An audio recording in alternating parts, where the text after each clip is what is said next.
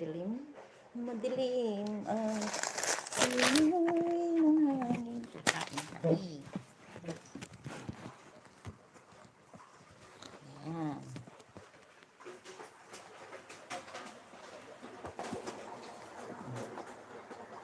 Prepare. Maginaw. Yan o, maulan. Yan, maulan siya. Maulan na umaga, na tanghali. Yung linggo pa maulan. Maulan po ang aming tahanan.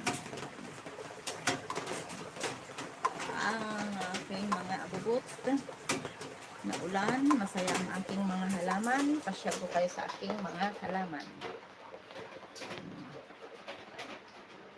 Ay, hello idol. Talaga naman. Don Inting sir. Mega love shout out po sa inyo.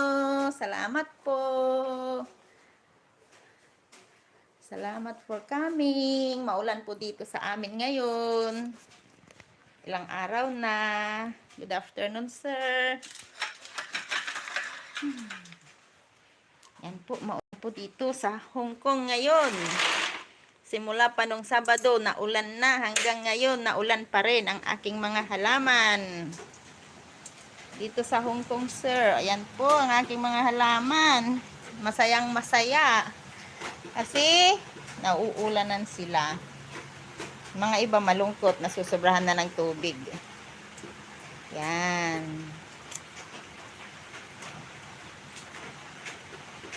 Oo, opo, alam ko po, Cavite, Bacoor po kayo, sir. Ha, salamat po.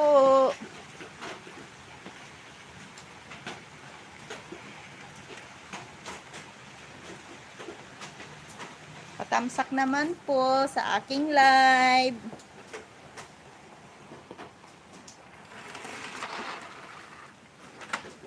Maulan dito sa amin kasi. Ayan. Dito po ang munting bahay ng aking mga amo. Pipiprepare ng lunch. Ayan. Prepare lang po. Ayan ang likod ng bahay.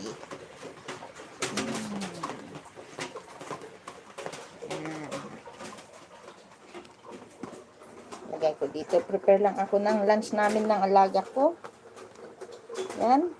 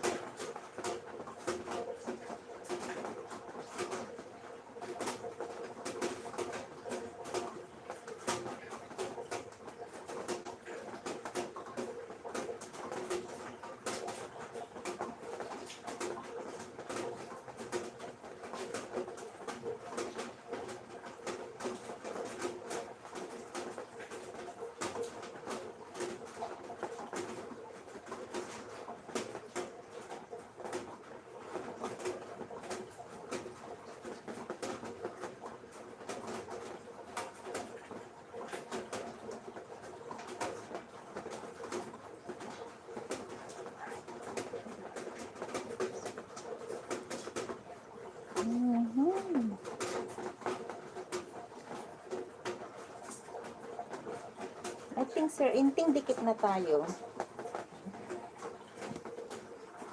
Saglit lang po.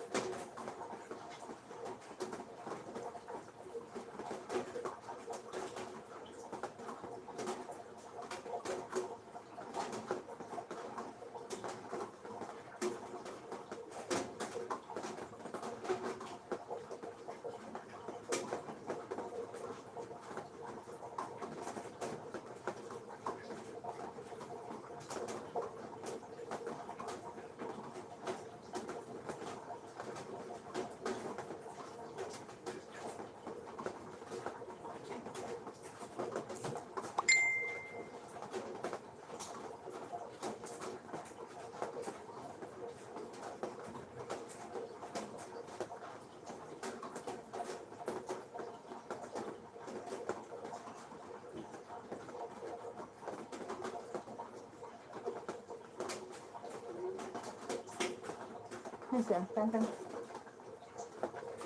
Oh, wear your slipper. You wait, I make your food. You want the pancit, ah? Ah? Pancit, pancit, ah? Pancit, pancit ang pagkain namin. Pancit, pansitan. Opo, ang kanin talaga. Ayan, kain food.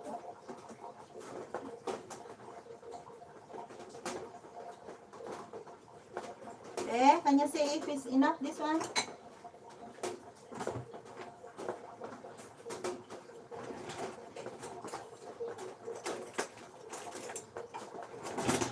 Pansit, saglit po. Be? Why?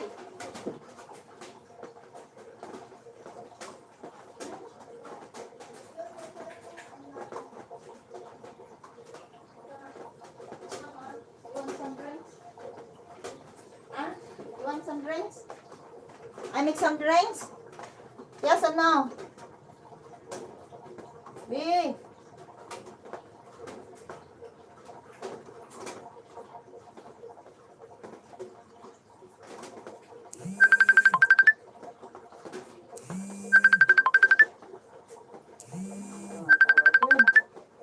Ano ba yan? Natawag-tawag na yan.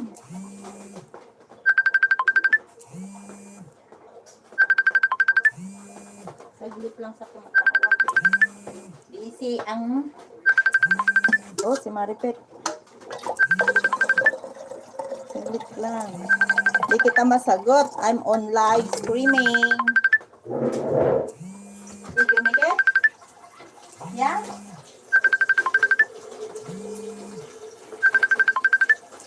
Not so close, baby. Cow lang. Cow, cow, cow, cow. You want some drinks? Drink? What are you doing? Some drinks, babe?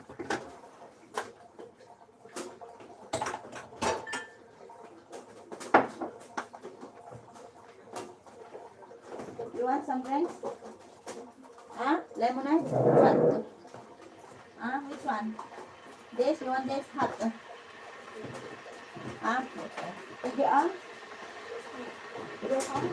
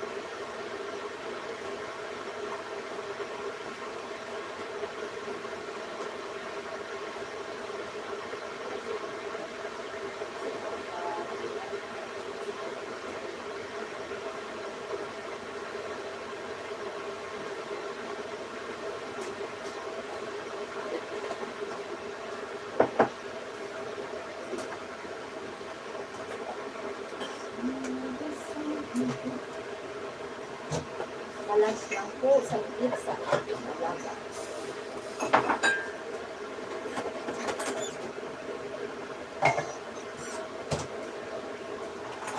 Nagawa ka ng mix.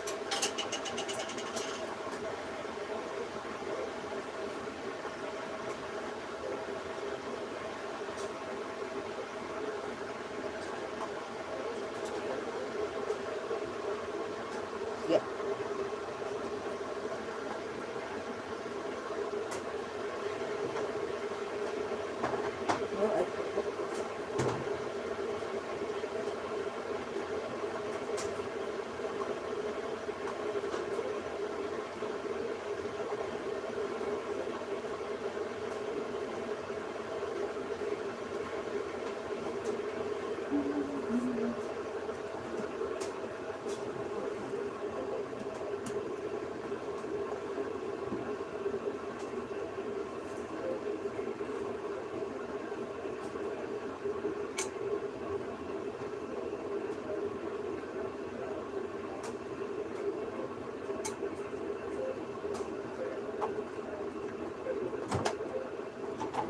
Yan po ang pagkain namin, pansit kanin. Pansit kanin. Ganda naman. Pansit kanin. Salamat for coming, Miss Maulan Espanyol.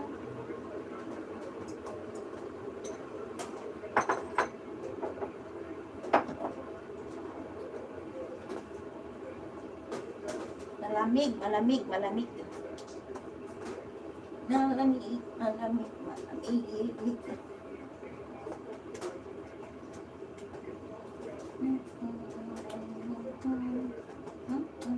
Bilisan mo, bilisan mo, bilisan mo.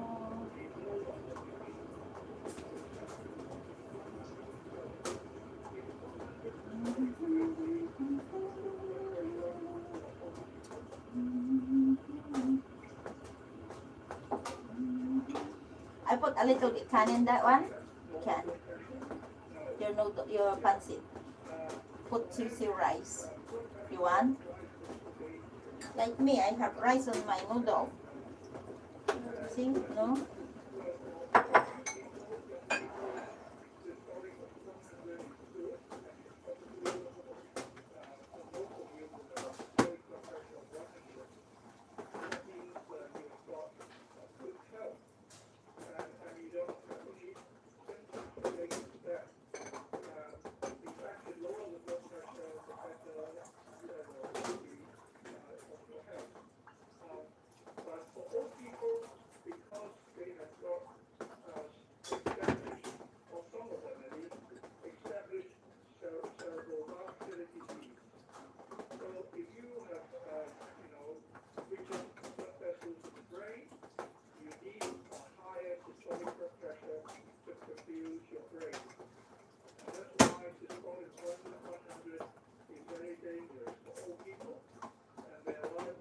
Where's the topic for the hypertension?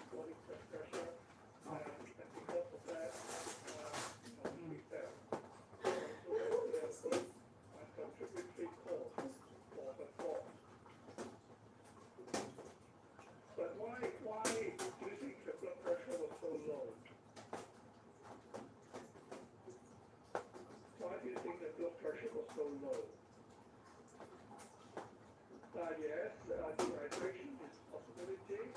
Not keeping enough. Yes, blood pressure factors, a major cause of constant hypotension. So, antihypertensives, they are great drugs. They Hindi ko maanohan yung ano kasi, saglit lang. Hindi ako marunong pa na maglagay ng jacket, ng kung ano-ano. Magpapato.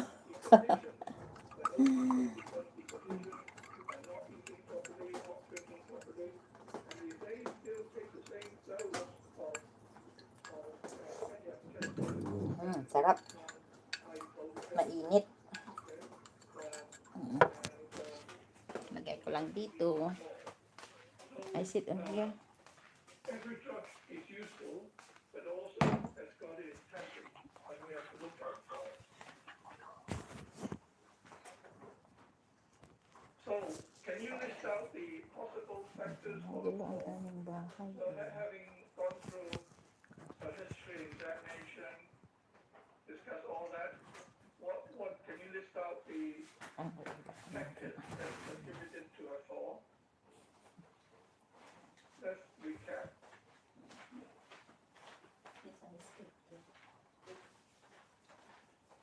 Yes, postural hypotension. Lower limb weakness, from malnutrition. Anemia, yes. Muscle wasting, Kain, kain. anemia. Right. There are some other relatively minor, less sort of OA knees. OA knees is a cause of, is associated with falls because it's painful, and pain also lead to deconditioning and wasting of the quadriceps. So that's why they are more likely to fall. So yeah, you can see that fall is multifactorial. I don't think she's on oral she's not on diabetic drug. But so you can see that the causes of fall are multifactorial. Okay, you can't put your finger on just one cause, but it's a multitude of causes acting against this lady. But there is one other thing that contributed to the fall. Apart from all the factors you mentioned, there's dementia. Yes, dementia will lead to when people are very unsteady. If they have normal cognitive function, they normally will take care of themselves and try to walk more slowly to compensate their poor balance. They walk more slowly, and that's why they are less likely to fall. Whereas for people with dementia, they don't know. They just act as normal. But in fact, they have become frail, unsteady, and they still try to pick things up from the floor, try to climb up to reach the curtains or to clean windows, dangerous things like that. We call this poor insight and lack of safety awareness. So that would increase the risk of falls as well. Depressed people, this lady may be depressed, and depressed people are more likely to fall because they are too preoccupied with the depressive thoughts. So they don't think anything else. They just ruminating about the negative thoughts, and so that could increase the risk of falls as well. So there are many things that this lady can work against this lady to cause the fall. So now she's admitted with to hospital because of all these problems, and she's fallen. So when we manage this lady, we have to bear in mind that the future risk. When she does go back home, what are the risks that we have to worry about?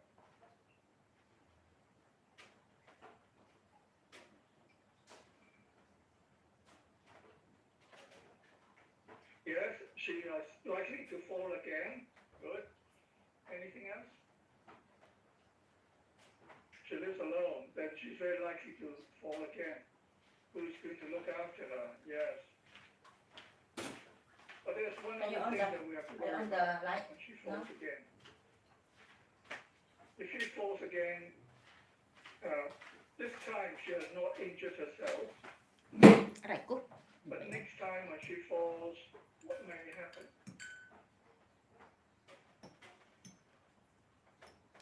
Yeah, fracture.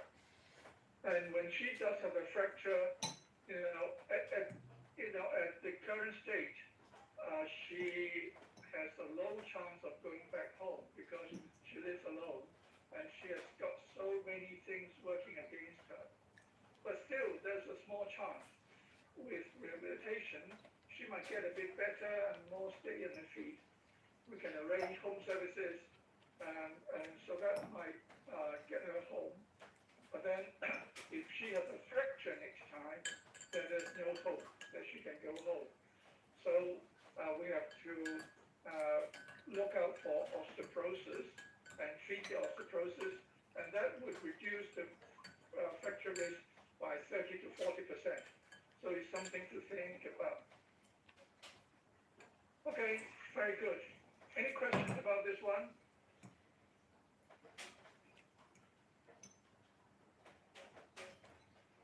Can osteoporosis lead to falls? The answer is no. Osteoporosis can only lead to fracture. And for people with osteoporosis, they will not get fracture unless they fall. The only exception is spine fracture. So people can have vertebral fracture spontaneously without fall. But all the other fractures must come from a fall. So people with osteoporosis, the analogy is that they are just like a glass bottle. Okay, a glass bottle is liable to break, but then the bottle has to fall onto the ground first. Okay, good question. But osteoporosis can lead to vertebral fractures without any fall if the osteoporosis is bad enough. Okay, so if we move on to case number 2, 62-year-old man with COPD, and he was given steroids so much that he had iatrogenic Cushing and hypertension, and she could only climb one flight of stairs because of her chest. His chest was quite bad.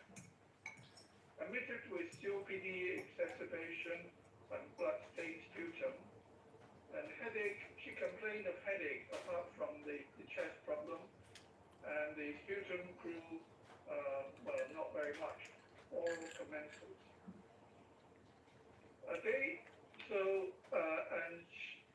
On a mission, he had fever, but then actually he was complaining more about his head. An X-ray of the brain, CT brain, shows lacuna infarct, white matter disease, but nothing else. And there's no magnetism. Temperature settled initially with augmentin, penicillin, and transferred to Shatin Hospital for rehab. At the Shatin Hospital, the sputum culture came back growing Klebsiella. So the antibiotic was switched to quinolone, which works better for Klebsiella. And then over there, he developed fever again, and the antibiotic was upgraded, but the headache persisted. And he had a SIADH pattern with low sodium and with coffee ground vomiting. And that's why he was transferred back to Prince Wales Hospital, and an OGD was found duodenal erosion, duodenitis, and esophagitis. So that explains why he had a coffee ground vomiting. But he was still troubled by headache. The CT scan was repeated, but nothing new came along. ESR was slightly high at 56. So he was given some pain relief on his headache and was sent home because the fever settled. But then 2 weeks later, he was remitted because since discharge his general health has been getting worse, and he was not walking properly. And in fact, in A&E, he had a fit. Okay, so you listen to this story. Can you suggest some diagnosis? Why was he admitted second time round?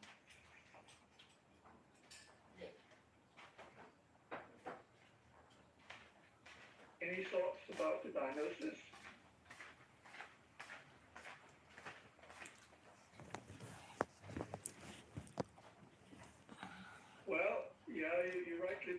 is something to do with the brain. Well, Yung alaga ko yun, biggest oh. thing is encephalitis. Nagle-lesson siya. Online lesson. Any other Online lesson possibility? ng alaga ko. But it's rather non-specific encephalitis. Is it viral or bacterial? Or Lapit ko para marinig niya yung lesson niya. you're right, there's something going on in his brain. But then you have to bear in mind that he had two CT brain scan, which did not show very much.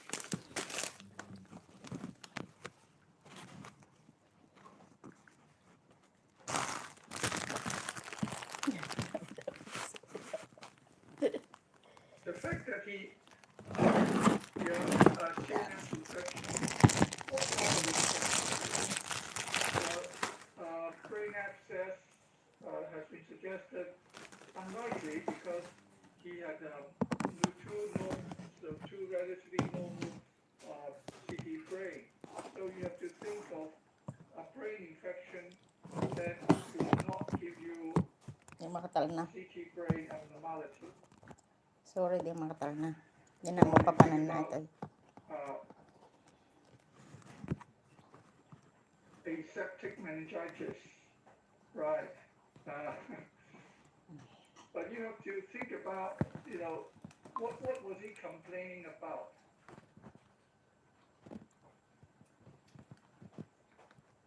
What was he complaining about?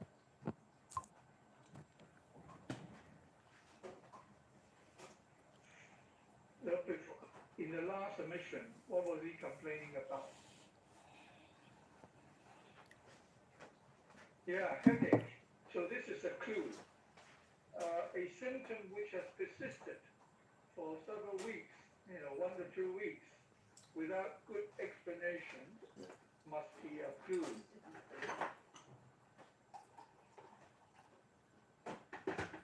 He had fever on and off with a 3 headache. million in the house. Okay. So what kind of infection can give you a headache and fever on and off?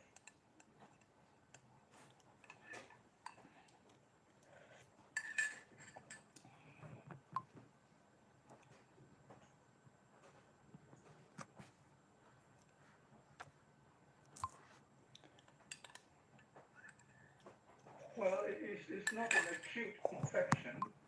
Otherwise, the signs and symptoms will be more acute. Okay? But it is a subacute history, okay, lasting for over a few weeks, on and off. So he had a bit of fever, but then settled. We thought that Hello. the infection was under control when the fever settled, but then it came back. Mang kami talaga. And also the headache. Eating time. So it's a subacute thing. So Pansit kanan mi. So the picture, the pattern is Good afternoon. TB meningitis. Okay, TB meningitis. Thank you, Asis. They cause a headache and fever on and off. Very simple. Okay. Market ako, maulan. And now the situation has got worse to the extent that For this agtutudot ayan mi. Right, agli mutak. No, I am the one say thank you. I see ako ang magpasalamat sa iyo, sis, kasi you're so good. Mag-prepare ako ng dinner. Di pa kayo natulog? Gabi na, madaling araw na dyan.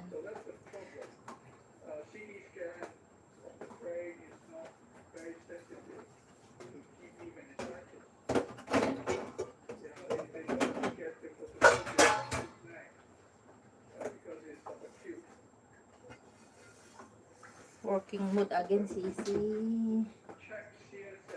Trabaho.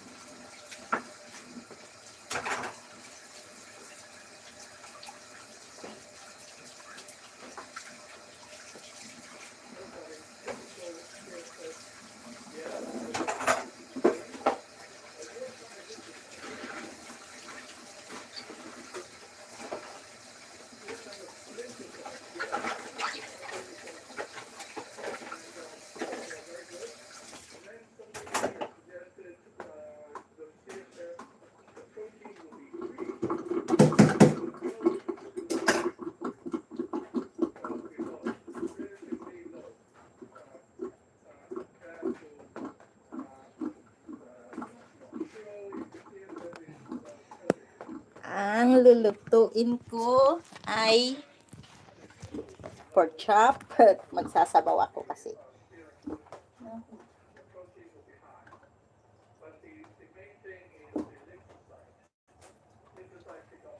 Hi, Abby.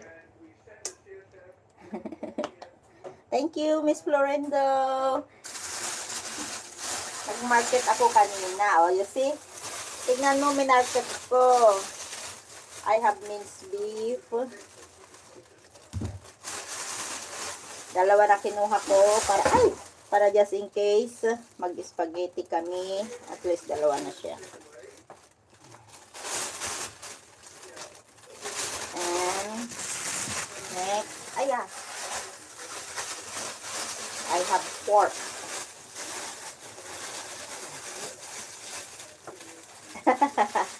Love you, babe.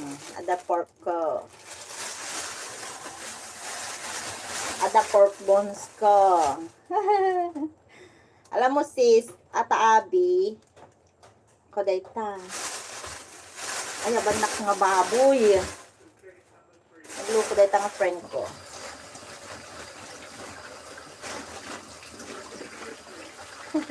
Yeah, Abo. See, I love you, ate. I hate you.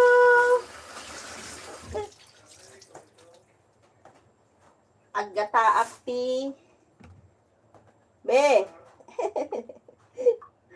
And sitaw. I have sitaw also. I have sitaw also. Ayan na naman si Baboy, oh. Ay, Baboy.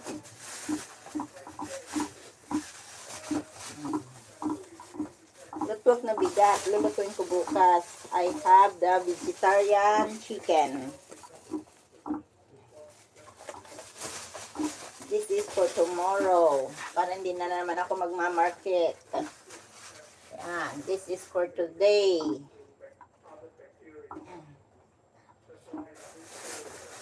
Mas yummy yung ginagawa nyo, Miss Florendo. Dami-dami mga spring roll. Saya-saya. Yan. Ang talong. Tatlong talong. You see, ang sitaw. You know how much is this? Sitaw. $22. Nahulog. Sorry. Ilang piraso lang to? $20. 1, 2, 3, 4. 1, 2, 3, 4. 6, 8. 9 lang, 10. Ang ingay ko, nag-aaral yung alaga ko. 2, 4, 6, 8, 11. Pero ang haba, oh.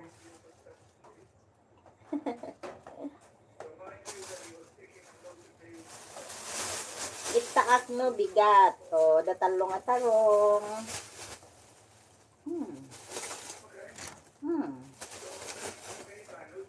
Sip. Sip.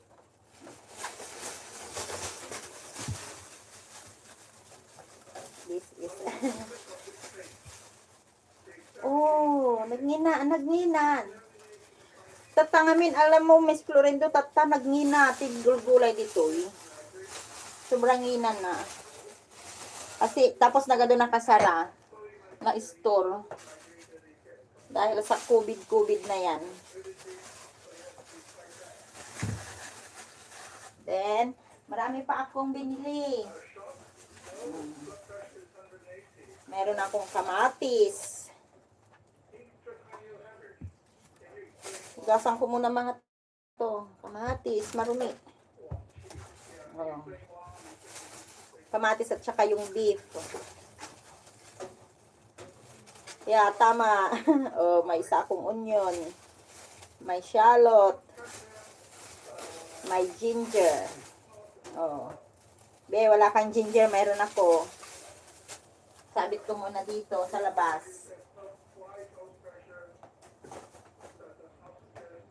And I have some more. Miss Florendo, familiar ka pa ba dito? Yan, oh. Familiar ka pa to? Ano to? Oh.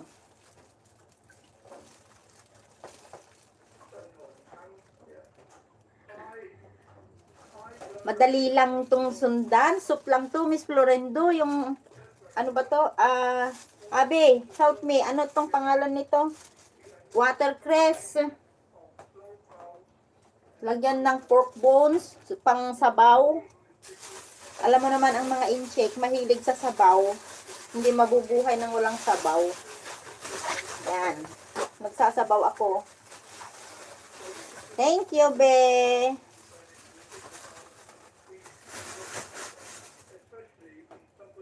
Pang soup yun. Saka, ilagay ko na dito. Papakita ko. Ito. Oh, may tagaluto. Ang galing naman. Dito wala. Alam mo naman dito ang buhay, di ba? Tagaluto, yaya, kung may bata, teacher, kung may sakit yung bata, doktora. Oh, masarap to sa ano, sa noodles. Hindi ko kasi pinakita yung ano to eh. Hoy, si G ikaw Diyan si, ayan. May beans ako. Lagyan ko ng beans. Oh. Chip G, paano maglagay ng ano? Oh, may cucumber din ako. Ay.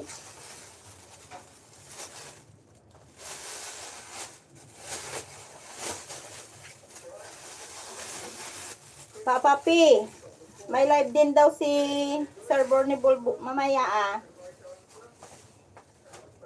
Oh, may nakita ako $5. $5.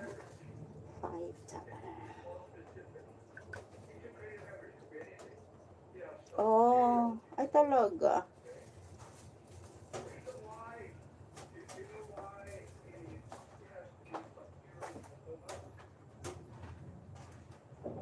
Dito si amo ko, dalawa rin kami noon, nung mga baby pa sila. Pero nung lumaki na, hindi na.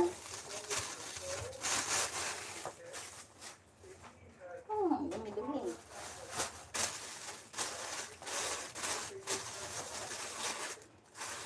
Ay, what's wrong?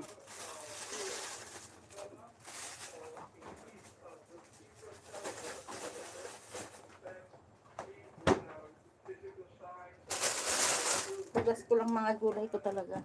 Ay, yung kamatis.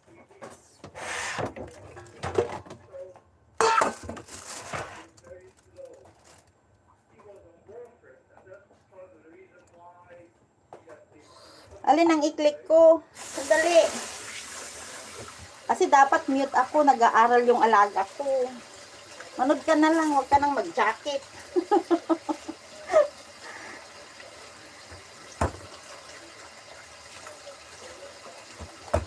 Oh, ganon. Okay. Saglit lang. Miss Florendo, pa-as help. Ay, Chip G, yung ano mo kasi, ano mo, bakit yan kasi sisi? Saglit lang. Tinatawanan mo ako, Papa P,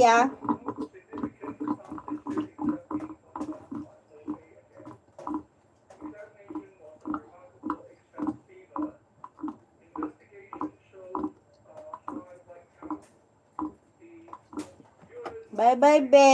Come back again. Huwag kang matulog, Abe. Sinasabi ko sa'yo.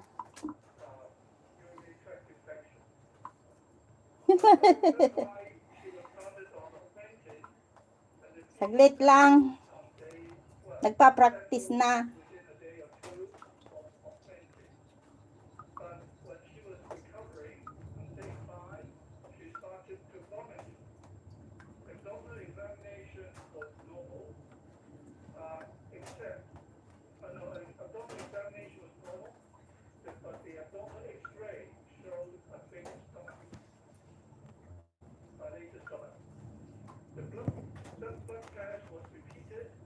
Huwag ako maingay. Yung alaga ko nag-assign na sa akin, huwag daw akong maingay.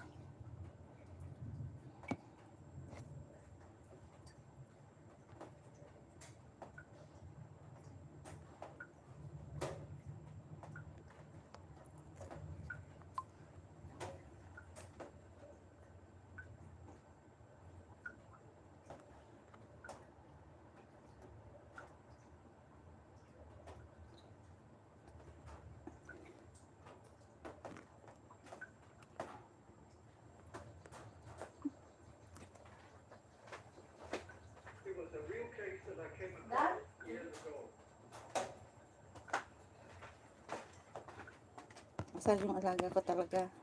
Hindi niya ako anuhin, tignan niyo siya kasi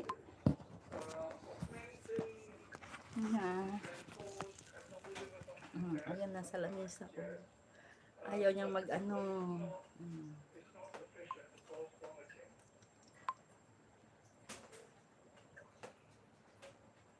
Kita niyo, alaga ko. Magagalit yan pag nakita niya na gano'n ako. Yeah, you're thinking in terms of drugs, but well, meningitis. No, she didn't Ay! actually have. Ano ba yun? View delete? Ano ba? Anong na-delete? Sorry, ano ba yan? Na-ano ko na siya. Sorry, Chip G, na-delete. Ano ba yan? Put user input out. Sorry. Balik mo. To think of, to think brownie. Ano ba yan? Sorry po. Startup function. What kind of? Yeah, very good. Just the content of Ay, salamat. Napakaunawain talagang aking mga viewers. Ano ba, nung nakita ko dito, ano, dito, nasa action ako. Ano to? Go to channel ba yon, Miss Florendo?